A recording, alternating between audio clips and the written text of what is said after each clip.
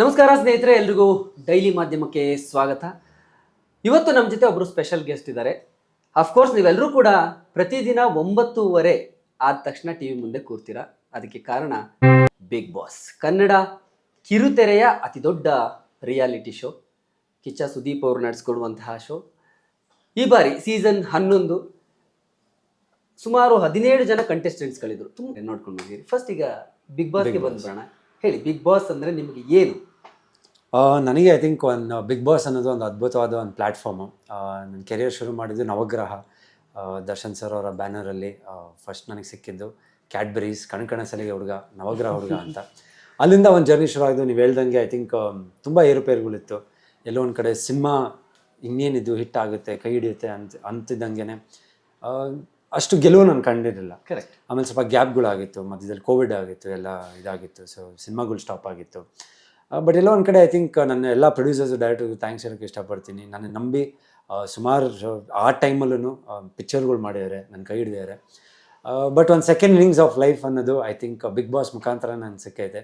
ನನಗೆ ಎಷ್ಟು ಖುಷಿ ಆಗ್ತಾಯಿದೆ ಅಂದರೆ, ಜನರದ ಆಶೀರ್ವಾದ ಆಚೆ ಕಡೆ ಬಂದಾಗ ಫಸ್ಟ್ ನಮ್ಮ ತಂದೆಯವ್ರು ತಪ್ಕೊಂಡು ಒಂದು ಕಣ್ಣಲ್ಲಿ ನೀರು ಹಾಕ್ಬಿಟ್ಟು ಹೇಳ್ತಾರೆ, ಜನರ ಮನಸ್ಸನ್ನು ಗೆದ್ದಿದ್ಯಾ ನೀನು, ಅದು ಒಂದು ನನಗೆ ಖುಷಿ ಕೊಡ್ತು. 40 ವರ್ಷ ನನ್ನ ಇಂಡಸ್ಟ್ರಿಯಲ್ಲಿ ನಾನು ಏನು ಹೆಸರು ಮಾಡಿದ್ದೆ, ನೀನೊಂದು 15-16 ವರ್ಷ ಏನು ಸ್ಟ್ರಗಲ್ ಮಾಡಿದೆ, ಅದನ್ನೆಲ್ಲ ಉಳಿಸ್ಕೊಂಡು ಎಲ್ಲಿ ನಿನ್ನ ಹೆಸರಿಗೆ ಒಂದು ಕಳಂಕ ಬರದೇ ಇರೋ ಥರ ಬಿಗ್ ಬಾಸ್ ಮನೇಲಿ ಇದ್ದು ಆಚೆ ಬಂದಿದ್ಯಾ. ಅದಕ್ಕೆ I am really proud of you ಅಂದರು. ಐ ಥಿಂಕ್ ನನಗೆ ಅದೊಂದು ಆಲ್ಮೋಸ್ಟ್ ಒಂದು ಟಾಪ್ 5 ಇಲ್ಲ ಟಾಪ್ 2 ನಲ್ಲಿ ಹೋದಷ್ಟೇ ಖುಷಿ ಆಯಿತು. ನನಗೆ ಖುಷಿ ಆಯಿತು. ಬಹಳ ವರ್ಷಗಳಿಂದ ನಿಮ್ಮನ್ನು ನೋಡಿದ್ದೀನಿ. ನಿಮ್ಮ ಕರಿಯರ್ ಆರಂಭದ ದಿನಗಳಿಂದ ನಾನು ನೋಡಿರೋದು. ನಿಮ್ಮ ತಂದೆ ಮತ್ತು ಮಗನ ನಡುವೆ ಒಳ್ಳೆ ಬಾಂಡಿಂಗ್ ಇದೆ. ನೀವು ತಂದೆ ಮಗನ ಥರ ಇಲ್ಲ, ಫ್ರೆಂಡ್ಸ್ ಥರ ಇದ್ದೀರಾ. ನೀವು ಏನೇ ಮಾಡಿದ್ರು ನಿಮ್ಮ ತಂದೆ ನಿಮ್ಮನ್ನು ಬಿಟ್ಕೊಡಲ್ಲ. ಮಗನ ಬಗ್ಗೆ ಅವ್ರಿಗೆ ಇರುವಂತಹ ಪ್ರೀತಿ ಮತ್ತು ನೀವು ಮಾಡೋ ಪ್ರತಿ ಕೆಲಸದ ಬಗ್ಗೆ ಇರುವಂಥ ಒಂದು ಏನು ಹೇಳ್ತೀವಿ, ಅಂದರೆ ನನ್ನ ಮಗ ಏನೋ ಒಂದು ಮಾಡ್ತಿದ್ದಾನೆ ಅನ್ನುವಂಥ ಒಂದು ಖುಷಿ ಇದೆಯಲ್ಲ, ಅದು ಅವ್ರ ಪ್ರತಿ ಮಾತಲ್ಲೂ ಕಾಣಿಸುತ್ತೆ. ಸೊ ಹೇಳಿ, 55 ದಿನ ಜರ್ನಿ ಒಳಗಡೆ ಹೋದಾಗ ನಿಮ್ಗೆ ಏನು ಅನ್ನಿಸ್ತು? ಒಂದು ಕಡೆ ನಾವು ಫೇಕ್ ಮಾಡೋದು, ಇಲ್ಲ ಆ್ಯಕ್ಟ್ ಮಾಡೋದು ಅದು ತುಂಬ ಕಷ್ಟ. 1 ದಿನ 2 ದಿನ 3 ದಿನ ಓಕೆ, ಯಾಕಂದರೆ ಅಲ್ಲಿರೋದು ಒಂದು ಪ್ರೆಷರ್ಸು, ಅಲ್ಲಿರೋ ಒಂದು ಟಾಸ್ಕು, ಒಂದು ನಾಮಿನೇಷನ್ನು, ಸೊ ಪ್ರತಿಯೊಂದು ಇರುತ್ತೆ. ಆಮೇಲೆ ಊಟ ಅಡ್ಜಸ್ಟ್ ಆಗೋದು, ಮಲಗೋ ಟೈಮಿಂಗ್ಸ್ ಆಗಿರ್ಬೋದು, ಸೊ ಪ್ರತಿಯೊಂದೂ ಅಡ್ಜಸ್ಟ್ ಆಗೋಕ್ಕೆ ಒಂದು ಫ್ಯೂ ಡೇಸ್ ಬೇಕೇ ಬೇಕು. ಸೊ ಎಲ್ಲೋ ಒಂದು ಕಡೆ ಅದು ಪ್ರಿಪ್ರೇಷನ್ ಆಗಿ ನಾನು ಹಿಂಗೆ ಇರ್ತೀನಿ, ನಾನು ಹಂಗೆ ಇರ್ತೀನಿ, ನಾನು ಹಿಂಗೆ ಮಾಡ್ತೀನಿ ಹಂಗೆ ಮಾಡ್ತೀನಿ ಅಂತ ಐ ಡೋಂಟ್ ಥಿಂಕ್. ನಾನು ಫಸ್ಟ್ ಸಿನಿಮಾಗೆ ಬಂದಾಗ ದಿನಕರ್ ಒಂದು ಸರ್ ಒಂದು ಮಾತು ಹೇಳಿದ್ರು, ಒಂದು ಬ್ಲ್ಯಾಂಕ್ ಪೇಪರ್ ಥರ ನೀನು ಬಾ ಧರ್ಮ, ನಾನಿದ್ದೀನಿ ಅಂತ. ಆಮೇಲೆ ನಮ್ಮ ತಂದೆಯವರು ಇಂಡಸ್ಟ್ರಿಗೆ ನಾನು ಕಾಲಿಡೋವಾಗ ಅವ್ರು ಒಂದೇ ಒಂದು ಮಾತು, ಆ್ಯಕ್ಟಿಂಗ್ ಹೇಳ್ಕೊಡೋದು ಅದು ಇದು ಏನಿಲ್ಲ, ಒಂದು ದೊಡ್ಡವರು ಚಿಕ್ಕವರು ಅಂತ ಒಂದು ಗೌರವ ಇರಬೇಕು, ಒಂದು ಸೀನಿಯರ್ಸ್ ಅಂತ ಒಂದು ಗೌರವ ಇರಬೇಕು. ಹಿಂಗೆ ನೀವು ಅದು ಫಸ್ಟು ಸಕ್ಸಸ್ಸಿಗೆ ಬರೋದು, ಅದು ಒಂದು ಪಂಚಾಲಿಟಿ ಆಗಿರ್ಬೋದು, ಒಂದು ನಿಮ್ದು ಏನಿದೆಯೋ ನನ್ನ ಅದೊಂದಿದ್ರೆ ಸಕ್ಸಸ್ ಅನ್ನೋದು ಎಲ್ಲೋ ಒಂದು ಕಡೆ ಬರುತ್ತೆ. ದೇವ್ರು ಎಲ್ಲೋ ಒಂದು ಕಡೆ ಒಂದು ಕಣ್ ತೆಗಿತಾರೆ.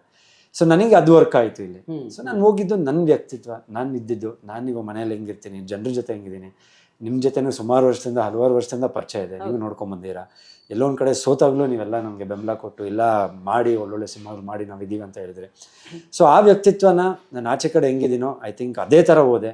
ಸುದೀಪ್ ಸರ್ಗೂ ಒಂದು ಮಾತು ಹೇಳಿರ್ತೀನಿ, ಲೈಕ್ ಲಾಸ್ಟ್ ನಾಮಿನೇಷನ್ ಆದಾಗ ಹೇಳಿರ್ತೀನಿ, ಸರ್ ಆಚೆ ಕಡೆ ವ್ಯಕ್ತಿತ್ವನ ತೊಗೊಂಡು ಒಳಗೆ ಬಂದ್ಬಿಟ್ಟಿದ್ದೀನಿ, ನನಗೆ ಎಲ್ಲೋ ಒಂದು ಕಡೆ ಅದೇ ಮೋಸ್ಟ್ಲಿ ಎಲ್ಲೋ ಕಷ್ಟ ಆಗ್ತದೆ ಅಂತ ಕಾಣುತ್ತೆ ಸರಳವಾಗಿ.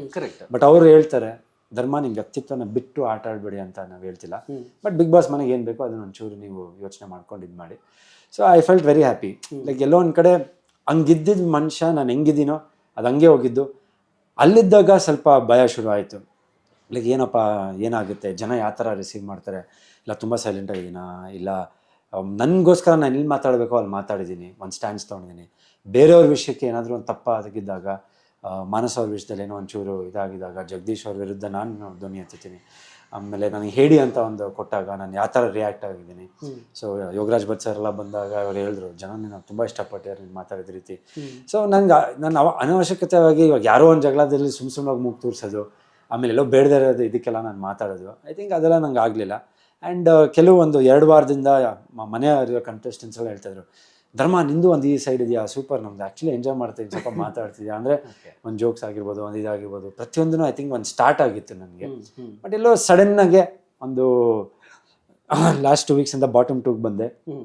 ಆಮೇಲೆ ಇದರಲ್ಲಿ ಎಲಿಮಿನೇಟ್ ಆಗಿದ್ದು ಒಂದು ಸ್ವಲ್ಪ ಸರ್ ಹೇಳಿದ ತಕ್ಷಣ ಒಂದು ಎಲಿಮಿನೇಷನ್ ಅಂದಿದ ತಕ್ಷಣ ಒಂದು ಚುರುಕು ಅನ್ನುತ್ತೆ ಆಬ್ವಿಯಸ್ಲಿ ಮನುಷ್ಯ ಆದಮೇಲೆ ಇಷ್ಟು ದಿನ ಇದ್ದು ಇಷ್ಟು ದಿನ ಇದೆಲ್ಲ ಸ್ಟ್ರಗಲ್ ಮಾಡಿಕೊಂಡು ಇಷ್ಟು ದೂರ ಬಂದಿದ್ದೀವಿ ಅಂತ. ಬಟ್ ಆ ಕಣ್ಣಲ್ಲಿ ನನಗೆ ನ್ಯಾಚುರಲಾಗಿ ನೀರು ಬಂತು. ನಾನು ಎಲ್ಲ ಮನೆಯಲ್ಲಿ ಎಲ್ಲ ಜಾಗಕ್ಕೂ ನಾನು ಯಾವ ಫೇವ್ರೇಟ್ ಜಾಗ ಎಲ್ಲ ಹೋದೆ, ನಮಸ್ಕಾರ ಮಾಡಿದೆ, ಬಂದೆ, ಇನ್ಕ್ಲೂಡಿಂಗ್ ಜಿಮ್ಮು ಬಂದಾಗ. ಆಮೇಲೆ ಅಲ್ಲಿ ಮನೆಯ ಸ್ಪರ್ಧಿಗಳು ರಿಯಾಕ್ಷನ್ ಪ್ರತಿಯೊಬ್ಬರು ಮನ್ಸಾರೆ ನನ್ನ ಒಂಥರ ಕಣ್ಣಲ್ಲಿ ನೀರು ಹಾಕಿದ್ರು. ಸೊ ಅದು ಹೊರಗೆ ಬರೋವಾಗ ಸ್ವಲ್ಪ ಆಬ್ವಿಯಸ್ಲಿ ಬೇಜಾರಾಯಿತು, ಲೈಕ್ ಏನಾಗುತ್ತೆ ಅಂತ. ಆಮೇಲೆ ಆಚೆ ಬಂದಾಗ ನಿಜವಾಗ್ಲೂ ಪ್ರತಿಯೊಬ್ಬರು ಫ್ಯಾನ್ಸ್ಗೂ ಪ್ರತಿಯೊಬ್ಬರೂ ಮನೆಯಲ್ಲಿರೋ ಒಂದು ಚಿಕ್ಕ ಮಕ್ಕಳಿಂದ ಹಿಡಿದು ದೊಡ್ಡವರು ನಾನು ಎಲ್ಲೇ ಹೋದ್ರೂ ಒಂದು ರೆಸ್ಪಾನ್ಸ್ ಬರ್ತಾ ಇರೋದು. ನಿಮ್ಮ ವ್ಯಕ್ತಿತ್ವನ ತುಂಬ ಇಷ್ಟಪಡ್ತಿದ್ವಿ, ಬಿಗ್ ಬಾಸ್ ಮನೇಲಿ ಹಿಂಗೂ ನೀವು ಇರ್ಬೋದಾ ಅನ್ನೋದು ಒಂದು ತುಂಬ ಇಷ್ಟಪಟ್ಟಿದ್ದಾರೆ. ನಿಮ್ಮ ತಂದೆಯವ್ರ ಹೆಸರನ್ನ ಕಾಪಾಡ್ಕೊಂಡು ಆಚೆ ಬಂದಿರಾ, ಜನರ ಮನ್ಸನ್ನು ಗೆದ್ದಿದ್ದೀರಾ. ಸೊ ಕಮೆಂಟ್ಸ್ ಎಲ್ಲ ಓದಿದಾಗ I think even D boss fans ಆಗಿರ್ಬೋದು, ಐ ಥಿಂಕ್ ಹೋಲಾಟಲ್ಲಿ ತುಂಬ ಸಪೋರ್ಟ್ ಮಾಡಿದ್ದಾರೆ. ನಂದಿದ್ದಿದ್ದು ಒಂದು ಫಾಲೋವರ್ಸ್ ಆಗಿರ್ಬೋದು ಎಲ್ಲ 1:3-4 ಇನ್ಕ್ರೀಸ್ ಆಗಿದ್ದಾರೆ. ಸೊ ಅದು ನೋಡಿದಾಗ ಎಲ್ಲೋ ಒಂದು ಕಡೆ ಗೆದ್ದಿದ್ದೀನಿ, ಒಂದು ಜನರ ಮನ್ಸು ಗೆದ್ದಿದ್ದೀನಿ. ಬಿಗ್ ಬಾಸ್ ಗೆಲ್ಲಿಲ್ಲ ಅಂದ್ರೂ ಒಂದು ಜನರ ಮನ್ಸನ್ನ ಗೆದ್ದಿದ್ದು ಒಂದು 7-8 ವೀಕ್ಸ್ ನಾನೇನಿದ್ದೆ. ಜನ ಮತ್ತೆ ನಾನು ಎಲ್ಲೋ ಕಳೆದೋಗಿರೋ ಧರ್ಮ ಮತ್ತೆ ಕಾಣಿಸಿದ್ರು. ಮತ್ತೆ ನವಗ್ರಹ ಕ್ಯಾಡ್ಬರೀಸ್ ಕಣ್ಕಣಸಲಿಗೆ ಹುಡುಗ, ಅದು ಪಕ್ಕದಲ್ಲಿ ಬಿಗ್ ಬಾಸ್ ಧರ್ಮ ಅಂತ ಇನ್ನೊಂದು ಟ್ಯಾಗು, ಇನ್ನೊಂದು ಡಿಗ್ರಿ ಬರುತ್ತೆ. ಎಲ್ಲೋ ಒಂದು ಕಳೆದೋಗಿರೋವನ್ನು ಏನೋ ಒಂದು ಸ್ವಲ್ಪ ಎಲ್ಲರಿಂದ ದೂರ ಆಗ್ಬಿಟ್ಟಿದೆ. ಸೊ ಅದು ಕಳೆದೋಗಿರೋನು ಮತ್ತೆ ವಾಪಸ್ಸು ಜನ ಇಷ್ಟಪಡ್ತಾ ಇರೋದು ನನಗೆಲ್ಲ ಒಂದು ತುಂಬ ಖುಷಿ ಕೊಟ್ಟೈತೆ. ನಾನು ಭಾಳಷ್ಟು ಜನರದ್ದು ಪ್ರೊಫೈಲ್ ಅಂದರೆ ಇನ್ಸ್ಟಾಗ್ರಾಮು ಅದೆಲ್ಲ ನೋಡ್ತಾ ಇರ್ತೀವಲ್ಲ, ಬಿಗ್ ಬಾಸ್ ಮನೆಗೆ ಹೋಗೋದಕ್ಕಿಂತ ಮುಂಚೆ ಅವ್ರ ಪ್ರೊಫೈಲಲ್ಲಿದ್ದ ಫಾಲೋವರ್ಸ್ಗೂ ಬಿಗ್ ಬಾಸ್ ಮನೆಗೆ ಹೋದ ನಂತರ ಅವ್ರ ಫಾಲೋವರ್ಸ್ ಸಂಖ್ಯೆ ಹೌದು ತುಂಬ ಗಣನೀಯವಾಗಿ ಜಾಸ್ತಿ ಆಗಿದೆ, ತುಂಬ ದೊಡ್ಡ ಮಟ್ಟದಲ್ಲಿ. ನಿಮ್ದ್ರಲ್ಲಿ ಎಷ್ಟು ಪರ್ಸೆಂಟ್ ಆಗಿದ್ದಾರೆ ನಿಮ್ಮ ಗಮನ? ತುಂಬ ಆ್ಯಕ್ಚುಲಿ ನಾನು 20K ಇದ್ದಿದ್ದು ಐ ಥಿಂಕ್ 120K ಆಗೈತೆ. ಆಲ್ಮೋಸ್ಟ್ 1 lakh 100K ಫಾಲೋವರ್ಸ್ ಜಾಸ್ತಿ ಆಗಿದ್ದಾರೆ. ಐ ಥಿಂಕ್ ಅದಕ್ಕೆ ನಮ್ಮ ಕ್ರೆಡಿಟ್ ಹೋಗೋದು ರಿಲಯನ್ಸ್ ಕ್ರಿಯೇಷನ್ಸ್ ಶ್ರೇಯಾ ಅವರು. I think done a fantastic job. ಪ್ರತಿಯೊಂದು ಹಂತದಲ್ಲೂ ನಾನು ಪೋಸ್ಟ್ ಮಾಡಿ ನನ್ನ ಹಿಂದೆ ನಿಂತಿದ್ರು. ಲೈಕ್ ನಾನು ಬೇಜಾರಾದಾಗ, ಇಲ್ಲ ಯಾವುದೋ ಒಂದು ಅವಾರ್ಡ್ ಬಂದಾಗ, ಇಲ್ಲ ಅದು ನಾನು ಹೇಳಿ ಅಂತ ಕರೆದಾಗ, ನಾಲಾಯಕ್ ಅಂತ ಏನೋ ಬಂದಾಗ. ಸೊ ಐ ಥಿಂಕ್ ಪ್ರತಿಯೊಂದನ್ನು ತುಂಬ ಚೆನ್ನಾಗಿ ಅಲ್ಲಿ ಇದು ಮಾಡಿದ್ದಾರೆ. ಆ್ಯಂಡ್ ಜನ ಆಚೆ ಬಂದಮೇಲೆ ನಾನು ಪೋಸ್ಟ್ಗಳು ನೋಡಿದಾಗ, ಟ್ರೋಲ್ಗಳೆಲ್ಲ ನೋಡಿದಾಗ, ನಾಲಾಯಕಲ್ಲ ನೀ ನಾಯಕ ನಾಯಕ ಅಂತ ಹಾಕಿದ್ದಾರೆ. ಸೊ ಅದನ್ನೆಲ್ಲ ನೋಡಿದ್ರೆ ಅವ್ರು ನಿಜವಾಗ್ಲೂ ಬಿಗ್ ಬಾಸ್ ಒಂದು ಟ್ರೋಫಿ ಬಂದಾಗ ಅಷ್ಟು ನನಗೆ ಖಂಡಿತ. ಯಾಕಂದ್ರೆ ನನಗೂ ಎಕ್ಸ್ಪೀರಿಯನ್ಸ್ ಆಯ್ತು. ನಮ್ಮ ಮನೇಲಿ ಬಿಗ್ ಬಾಸ್ ನನ್ನ ಮಿಸಸ್ ಕೂಡ ನೋಡ್ತಿರ್ತಾರೆ. ನಾನು ಎಲ್ಲರಿಗೂ ಅದೇ ಎಕ್ಸಾಂಪಲ್ ಕೊಡ್ತೀನಿ. ನನ್ನ ಪಕ್ಕದಲ್ಲೇ ಒಬ್ರು ಆಡಿಯನ್ ಇದ್ದಾರೆ, ವೀಕ್ಷಕರು. ಈಗ ನಾನ್ ಬೇರೆ, ನಾನ್ ನೋಡುವಾಗ ನನಗೆ ಬೇರೆ ಬೇರೆ ತಲೆಯಲ್ಲಿ ಓಡ್ತಾ ಇರುತ್ತೆ. ಬಟ್ ಒಬ್ರು ವೀಕ್ಷಕರು ಜೆನ್ಯೂನ್ ಆಗಿ ಒಬ್ಬ ವೀಕ್ಷಕ ಕುತ್ಕೊಂಡು ನೋಡಾಗ ಹೇಗಿರುತ್ತೆ ಅವ್ರ ಫೀಲ್ ಅಂತ ಅವ್ರು ಹೇಳ್ತಾರೆ. ನಾಲಾಯಕ್ ಅಂತ ಕೊಡುವಂತ ಕ್ಯಾರೆಕ್ಟರ್ ಧರ್ಮ ಅಂತ ಅಂದ್ರೆ ಒಂದು ಕಮೆಂಟ್ ಪಾಸ್ ಮಾಡ್ತಾರೆ ನನ್ನ ಹೆಂಡತಿ. ನನ್ನ ಅದು ಆಗಿದ ತಕ್ಷಣ ನಾನು ಎಲ್ಲರ ಹತ್ರ ಮಾತಾಡ್ತೀನಿ. ಹೇಳಿದ್ರೆ ನನ್ಗೆ ಒಬ್ಬನಿಗೆ ಅಲ್ಲ ಇದು ಬೇಜಾರಾಗಿರೋದು, ಈ ಮನೆಯಲ್ಲಿ ಕೂತಿರೋದು, ಆ ಸೋಫಾ ಮೇಲೆ ಕೂತಿರೋರ್ಗು ಪ್ರತಿಯೊಬ್ಬರಿಗೂ ಅರ್ಹತೆ ಇದೆ ಇಲ್ಲಿ ಬರೋಕ್ಕೆ. ಸುಮ್ಮನೆ ಯಾರು ಬಂದಿಲ್ಲ. ಪ್ರತಿಯೊಬ್ಬರೂ ಅವ್ರವ್ರ ಇದರಲ್ಲಿ ಫೀಲ್ಡಲ್ಲಿ ಅವ್ರವ್ರ ಕಷ್ಟಪಟ್ಟು ಸೀರಿಯಲ್ ಆಗಿರ್ಬೋದು, ಯೂಟ್ಯೂಬ್ ಆಗಿರ್ಬೋದು, ಬಿಸ್ನೆಸ್ ಆಗಿರ್ಬೋದು, ಸಿನಿಮಾಗಳಾಗಿರ್ಬೋದು, ಪ್ರತಿಯೊಬ್ಬರೂ ಅಲ್ಲಿ ಮಾಡಿಕೊಂಡು ಅದಕ್ಕೆ ತಾನೇ ಅವ್ರು ಬಿಗ್ ಬಾಸ್ ಅವ್ರು ಬಂದು ನಮಗೆ ಅಲ್ಲಿ ಕೂರಿಸಿರೋದು. ಸೊ ಆ ನಿಟ್ಟಲ್ಲಿ ನನಗೆ ಎಲ್ಲೋ ಒಂದು ಕಡೆ ಆ ಅವಾರ್ಡು ಈ ಮನೇಲಿ ಯಾರಿಗೂ ಸಿಗ್ತಾ ಇಲ್ಲ, ಯಾರಿಗೂ ಸೂಟಬಲ್ ಆಗಲ್ಲ, ಯಾರಿಗೂ ಸಿಗಬಾರ್ದಿದ್ದು. ಬಟ್ ನನಗೆ ಅದೇನೋ ಬಂದ್ಬಿಡ್ತು. ಬಟ್ ಪ್ರತಿಯೊಬ್ಬನು ಬೇಜಾರು ಮಾಡ್ಕೊಂಡ್ರು. ಕೊಟ್ಟಾದ್ಮೇಲೆ ಅದೇನಕ್ಕೆ ಅಂತ ಅವ್ರಿಗೂ ಒಂಥರ ಇದು. ಬಟ್ ನಾನು ಎಲ್ಲೂ ಐ ಥಿಂಕ್ ಒಂದು 7 ಜನ ಕೊಟ್ಟರು. ಬಟ್ ಏನಕ್ಕೆ ಕೊಟ್ಟರು ಏನು ಅಂತ ಆಮೇಲೆ ಅವ್ರಿಗೆ ಒಂಥರ ಬೇಜಾರಾಗ್ಬಿಡ್ತು. ಅಯ್ಯೋ ಇಲ್ಲ ಇದು ಕೊಡಬಾರ್ದಿತ್ತು, ಆಗಬಾರ್ದಿತ್ತು. ಇಲ್ಲ ಆಮೇಲೆ ನಾನು ಏನಾದರೂ ಇದಾದಾಗ ನಾನು ಜಗಳ ಆಡಲ್ಲ. ನಾಮಿನೇಷನ್ ಅಂತ ಬಂದಾಗ ನಾನು ಸ್ಟ್ಯಾಂಡ್ಸ್ ತೊಗೊತೀನಿ. ಬಟ್ ಅವ್ರೇನೋ ಕೊಟ್ಟರು ಅಂತ ಕೋಪ ಮಾಡ್ಕೊಳೋದು ಇದು ಅಂತ ಇಲ್ಲ. ಆಮೇಲೆ ಸುದೀಪ್ ಸರ್ ತುಂಬ ಚೆನ್ನಾಗಿ ಹೇಳ್ತಾರೆ, ಇದನ್ನ ಧರ್ಮದ ಒಂದು ಇಮೇಜ್ ಇದೆ ಆಚೆ ಕಡೆ, ಧರ್ಮದ ಒಂದು ಫ್ಯಾನ್ ಫಾಲೋಯಿಂಗ್ ಇದೆ. ಬಟ್ ನನಗೂ ಅದನ್ನ ಕೊಡಬೇಕಂತ ಇಲ್ಲ. ಜಸ್ಟ್ ಒಂದು ಚಟುವಟಿಕೆ ಮನೆಯಲ್ಲಿ ನಡೆಯೋಂಥದ್ದು ಜಸ್ಟ್ ಒಂದಿದು ಶೋಗೆ ಬೇಕಾಗಿರೋಂಥ ಒಂದಿದು. ಬಟ್ ಯಾರಿಗೂ ಮನ್ಸಾರೆ ನಮ್ಗೆ ಅದು ಕೊಡೋಕ್ಕೂ ನಮ್ಗೆ ಇಷ್ಟ ಇಲ್ಲ. ಆಮೇಲೆ ನೆಕ್ಸ್ಟ್ ವೀಕು ಹೇಳ್ತಾರೆ, ನಾನು ಹೇಳ್ತೀನಿ ನಮ್ಮ ತಂದೆಯವ್ರು ಏನು ಅಂದ್ಕೊಂಡಿರ್ತಾರೋ, ಬೇಜಾರು ಮಾಡ್ಕೊಂಡಿರ್ತಾರೆ, ಜನ ಏನು ಅಂದ್ಕೊಂಡಿರ್ತಾರೆ ಅಂತ. 1-2 ದಿನ ಆಲ್ಮೋಸ್ಟ್ ತುಂಬ ಡಲ್ ಆಗ್ಬಿಟ್ಟಿರ್ತೀನಿ. ಅದಾದ್ಮೇಲೆ ಜೋಡಿ ಟಾಸ್ಕ್ ಅಂತ ಬರುತ್ತೆ, ಮತ್ತೆ ಚಿಗುರ್ಕೊಂತೀವಿ ಎಲ್ಲರೂ. ಸೊ ಅದು ಬಂದಾಗ ಸುದೀಪ್ ಸರ್ ಹೇಳ್ತಾರೆ, ಇದು ಆಚೆ ಕಡೆ ಜನ ಕೊಟ್ಟಿದ್ದಲ್ಲ ಧರ್ಮ, ಜಸ್ಟ್ ಆ ಮನೇಲಿ ಒಂದು ಚಟುವಟಿಕೆ, ನೀನು ಅದನ್ನು ಪಾಸಿಟಿವ್ ಆಗಿ ಒಂದು ಇದಾಗಿ ತೊಗೊಬೇಕು, ಯಾಕೆ ಒಂದು ಚಾಲೆಂಜ್ ಆಗ್ತಾನೆ. ಓಕೆ ಸರ್ ಫೈನ್ ಡನ್ ಅಂತ. ಬಟ್ ಎಲ್ಲೋ ಅದು ಒಂದು ಆದಾಗ ತುಂಬ ಕುಗ್ಗಿದ್ದೆ. ಲೈಕ್ ಯಾಕಂದರೆ ನಾಟ್ ಈಸಿ. ನನಗೆ ಗೊತ್ತು ನಾನು ಎಷ್ಟು ಸ್ಟ್ರಗಲ್ ಮಾಡ್ಕೊಂಡ್ಬಂದೇನಂತ. ಈ ಬಿಗ್ ಬಾಸ್ ಮನೆಗೆ ಬರೋಕ್ಕೂ ನಾನು ಎಷ್ಟು ವರ್ಷ ಸಿನಿಮಾಗಳು ಮಾಡಿಕೊಂಡು ನಾನು ನಂಬಿ ದುಡ್ಡು ಹಾಕಿರೋ ಪ್ರೊಡ್ಯೂಸರ್ಸ್. ಇವಾಗ ನಾನು ಆಚೆ ಕಡೆ ಇವಾಗ ರಿಲೀಸಿಗೆ ರೆಡಿ ಇರೋದೇ ಒಂದು 6 ಸಿನಿಮಾ ಇದೆ. ಇಮ್ಮಿಡಿಯೇಟಾಗಿ ಇವಾಗ ತಲ್ವಾರ್ ರಿಲೀಸಿಗೆ ರೆಡಿ ಇದೆ, ವಸುಂಧರಾ ದೇವಿ ರಿಲೀಸಿಗೆ ರೆಡಿ ಇದೆ. ಸೊ ಪ್ರೊಡ್ಯೂಸರ್ಸ್ ಎಲ್ಲ ನೋಡಿದಾಗ ಏನು ಅನಿಸುತ್ತೆ ಅವ್ರಿಗೆ ಅಂತ ನಂಗೆ ಅನಿಸುತ್ತೆ. ಬಟ್ ಆಚೆ ಬಂದಾಗ ಐ ಥಿಂಕ್ ಪ್ರತಿಯೊಬ್ಬರನ್ನು ಇಲ್ಲ ನಿಂಗೆ ಅದು ಸೂಟೇ ಆಗಲ್ಲ, ಅವಾರ್ಡು ನಿಂಗೆ ಅದು ಇದೇ ಆಗಲ್ಲ. ಐ ಥಿಂಕ್ ಇಟ್ಸ್ ನೀವು ವಂಡರ್ಫುಲ್ ಜರ್ನಿ. ನೀನು ಆಚೆ ಬಂದಾಗ ನಿನ್ನ ಹೆಸರು ಇನ್ನೂ ತುಂಬ ದೊಡ್ಡ ಮಟ್ಟಿಗೆ ರೀಚ್ ಆಗೈತೆ. ಹಾಯ್ ನಮಸ್ಕಾರ, ನಾನು ನಿಮ್ಮ ಧರ್ಮ ಕೀರ್ತಿರಾಜ್. ಡೈಲಿ ಮಾಧ್ಯಮ ಪ್ರತಿಯೊಬ್ಬರನ್ನು ದಯವಿಟ್ಟು ಸಪೋರ್ಟ್ ಮಾಡಿ. ನನಗೊಂದು ಖುಷಿ ಏನಂದರೆ, ನನಗೆ ತುಂಬ ಪರಿಚಯ ಇರೋರು ಅಶೋಕ್ ಅವರು.